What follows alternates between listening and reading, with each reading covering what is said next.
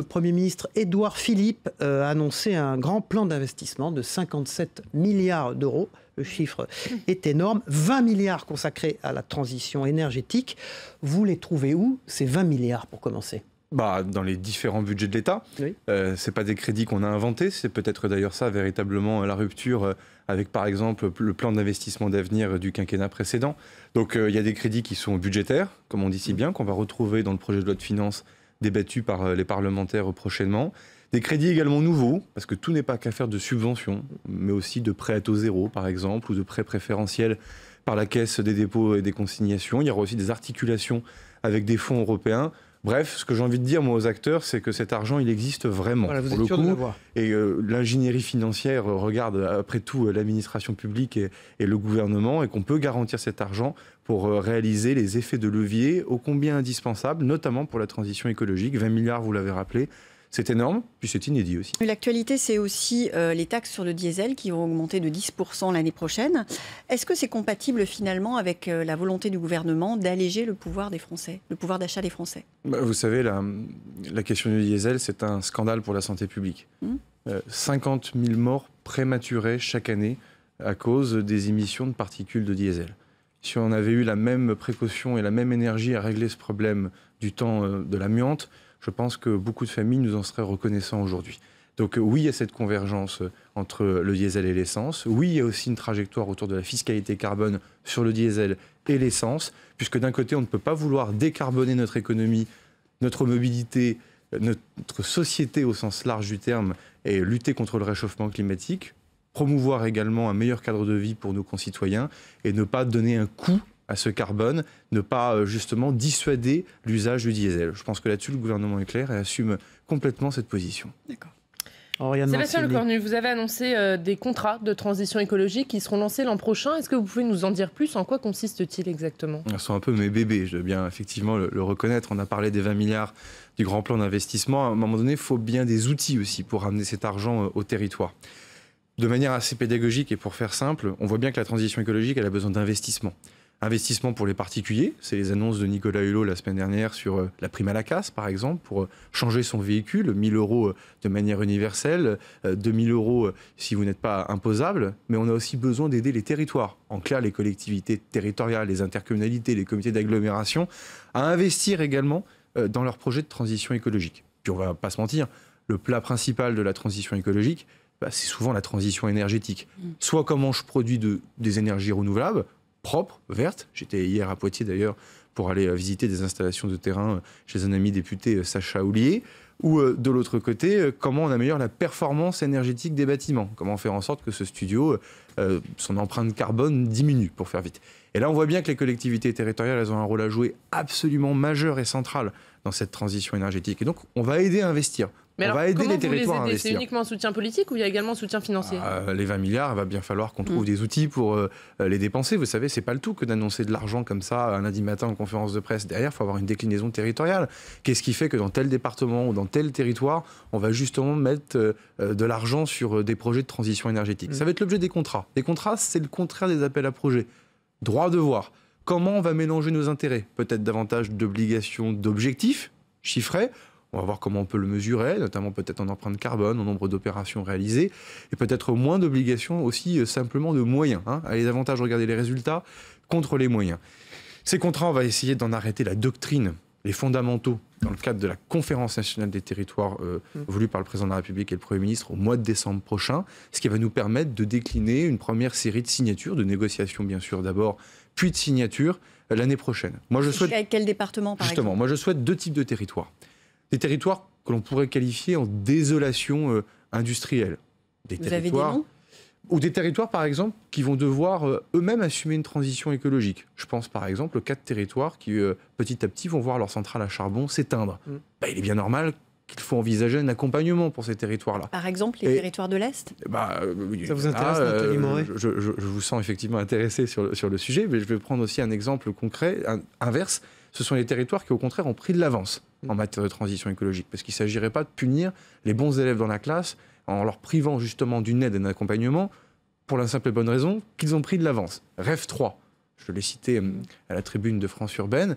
REV 3, c'est la 3e révolution industrielle. C'est un projet qui a été initié par la Chambre de commerce et d'industrie de Lille, avec l'ensemble des réseaux économiques et politiques et administratifs du territoire des Hauts-de-France. Xavier Bertrand, entre autres, y est pour quelque chose. Ce sont des territoires qui, justement, ont su prendre acte de la fin d'une économie, évidemment le bassin minier, pour aller vers une transition vers ce qu'on appelle la green tech, les emplois verts, une nouvelle manière de créer d'emplois. Aussi, dans l'actualité, le budget. Demain sera présenté au Conseil ministériel le budget de loi de finances, le projet de loi de finances. Est-ce que vous pouvez nous garantir aujourd'hui que votre ministère sera en augmentation de 3%?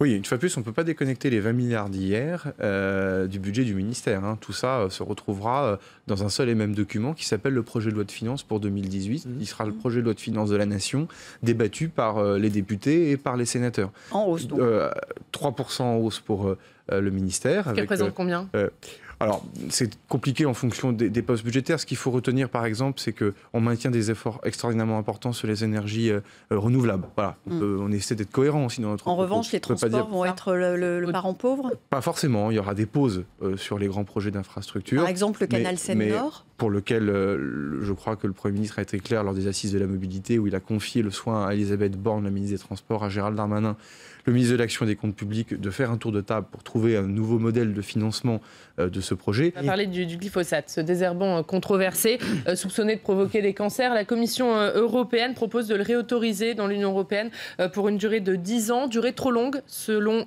Matignon. Est-ce que vous pouvez nous dire à quelle échéance le glyphosate sera interdit en France? Alors, on va être précis déjà, le glyphosate, il est déjà interdit au 1er janvier 2017 pour les collectivités territoriales et dans les espaces usages publics. Et il sera interdit pour les particuliers en 2019, mais il est autorisé pour les agriculteurs. Qui nous regardent, le glyphosate, c'est une substance qu'on retrouve dans des pesticides un peu populaires et bien connus, comme par exemple le Roundup, parce que je pense qu'on ne fait pas suffisamment la pédagogie aussi de ce que c'est et pourquoi ça occupe autant l'espace.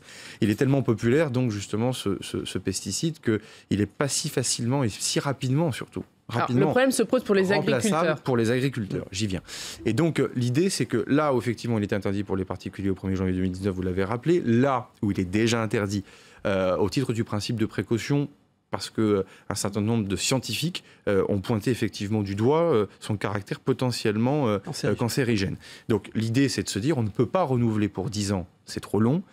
On ne peut pas non plus l'interdire du jour au lendemain, puisque on prendrait nos amis agriculteurs, cette question me tient à cœur dans mon département de l'Eure, je les connais bien, on ne peut pas les prendre en otage du jour au lendemain en leur disant débrouillez-vous, il n'y a même pas de solution, il n'y a pas de plan B, on interdit tout de suite. C'est pas ce que le gouvernement propose, c'est pas ce qu'Édouard Philippe propose, ni Nicolas Hulot, ni Stéphane Travert.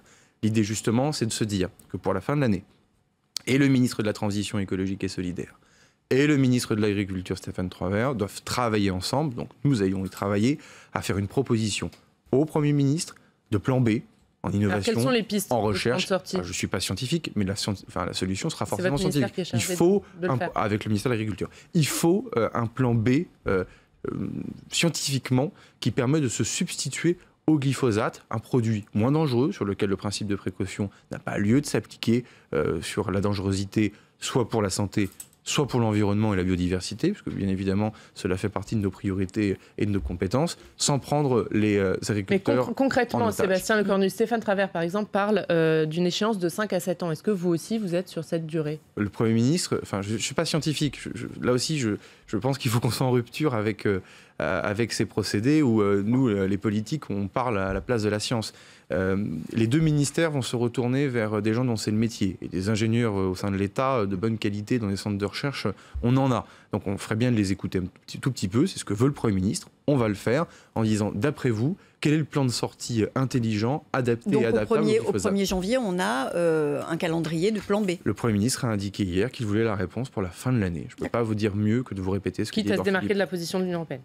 La réalité, c'est que l'Union européenne entend les positions des États membres et une fois que la France aura arrêté sa position, faites bien confiance à Emmanuel Macron et Édouard Philippe pour savoir l'arrêter correctement, derrière, effectivement, il s'agira d'aller procéder aux négociations d'usage qui vont bien avec l'ensemble de nos partenaires et la Commission européenne. Tout autre sujet, Sébastien Lecornu, les sénatoriales qui ont lieu dimanche. La droite a conforté sa majorité au Sénat. En revanche, La République En Marche n'obtient que 27 sièges, 2 de moins que dans la précédente Assemblée. Est-ce un échec pour Emmanuel Macron? Tout le monde pose la question depuis dimanche dernier. On vous la pose. Comme dirait mon amie Jacqueline Gouraud hier matin sur ce plateau, les victorieux, sont ceux qui ont gagné. Non, blague à part, on peut effectivement tirer quelques conclusions quand même de ce scrutin. La première des conclusions, je le redis parce qu'il ne faut pas raconter n'importe quoi aux gens qui nous écoutent et qui nous regardent, c'est que ça reste un scrutin rigide, mécanique, déterminé. Troisième tour des élections municipales qui fait qu'au fond, vous avez les sénateurs que les grands électeurs vous donnent et donc par définition liés aux municipales de 2014 et 2015. Puis si vous regardez un tout petit peu dans le détail, là où tout le monde se fait toujours les gorges chaudes de regarder ce que font les membres du gouvernement sénatorial, vous prenez Jacqueline Gourault, mon amie Jacqueline, elle gagne au premier tour, elle est en charge des collectivités territoriales, on peut estimer quand même que la performance électorale qu'elle rencontre dans le Loir-et-Cher mérite d'être regardée. Ça veut bien dire aussi ce que ça veut dire. Dans le Nord, où il n'y a pas spécialement beaucoup d'élus En Marche, vous avez la liste sur laquelle figurait mon ami Gérald Darmanin en fin de liste, qui soutenait cette liste, fait un siège au sénatorial. En Seine-et-Marne, vous n'avez pas un élu LREM, vous avez 2 sénateurs. À Paris, vous en avez un aussi. Donc c'est un scrutin que vous le connaissez trop bien pour se contenter de grandes déclarations. Juste une chose. Très vite, s'il vous plaît. La droite qui a gagné au Sénat, c'est la droite de Gérard Larcher. C'est pas celle de Laurent Wauquiez. Et ça, c'est quand même quelque chose d'important dans les analyses, il faut le dire. C'est la droite modérée, vous voulez dire. Ça veut dire que c'est la droite intelligente qui sait faire preuve de sagesse, comme on dit si bien ici au Sénat, et qui saura travailler avec intelligence avec le gouvernement. Moi, je connais bien Gérard Larcher, mais mon amitié pour lui n'est un secret pour personne. Je connais bien la plupart des sénateurs qui ont été élus, quelles que soient d'ailleurs les tendances politiques dimanche dernier. Je sais qu'on pourra trouver un terrain d'entente, je ne sais pas si c'est le mot, mais d'accord politique, intelligent au service des Français. Et ça, c'est quand même aussi quelque chose qu'il faut dire et qu'on ne dit pas assez depuis dimanche. Et ça ne sera plus le cas avec les Républicains si Laurent Wauquiez prend la tête du parti ? Moi, je regarde et j'entends, comme dirait l'autre. Et je vois bien les postures politiciennes, y compris parfois chez certains de ses amis à l'Assemblée nationale, où on est dans la politicaillerie, on est dans la politique à l'ancienne, on tourne le dos parfois à l'intérêt général. Ces choses-là, d'ailleurs, me blessent, moi qui ai milité pendant longtemps aux Républicains. Mais voilà, je tiens à le dire, avant de regarder qui a gagné, qui a perdu au Sénat. Est-ce que ça veut dire, Sébastien Lecornu, que si Laurent Wauquiez prend la tête du parti comme annoncé en décembre, vous quitterez les Républicains pour adhérer à la République En Marche, comme l'a fait votre ami Bruno Le Maire ? Je ne sais pas ce que je ferai, mais une chose est sûre, c'est que plus le temps passe, plus je me pose effectivement la question de ce que font et de ce que deviennent les Républicains.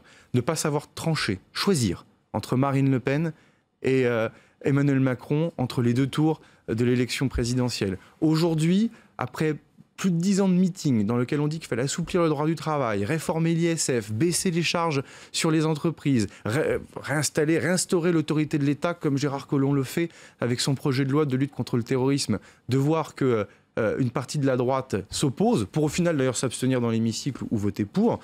Très franchement, ça fait un peu sourire. Donc la réalité, c'est qu'il va falloir que les Républicains fassent preuve de clarté et surtout soient en cohérence avec ce que veulent les Français.